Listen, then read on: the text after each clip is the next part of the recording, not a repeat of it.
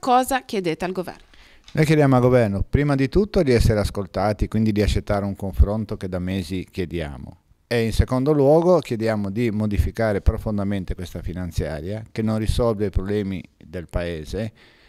Per noi il problema principale è la mancanza di lavoro. Il lavoro crea sviluppo, crea occupazione, combatte la povertà veramente. Anche sul versante pensionistico non basta la quota 100, che è una quota 100 condizionata, esclude gente che avendo lavorato più di 38 anni non può comunque andare in pensione. È un primo passo importante, un'opportunità in più, però non è risolutivo della necessità di riformare la legge Fornero e consentire a chi ha lavorato più di 40 anni, 41 anni di poter andare in pensione tranquillamente in qualsiasi momento della vita. La manifestazione sarà partecipata dagli aderenti, dagli iscritti simpatizzanti delle 3 confederazioni sindacali.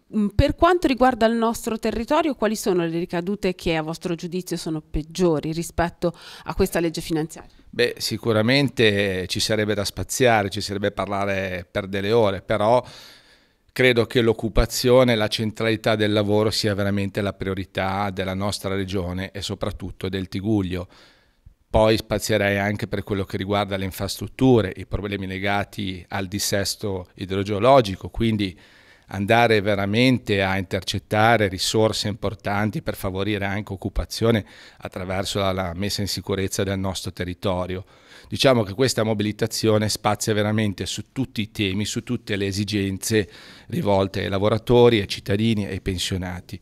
Praticamente con una piattaforma unitaria CGIL e CISL e UIL hanno lavorato a 360 gradi per provare a rilanciare la nostra regione e soprattutto il nostro paese.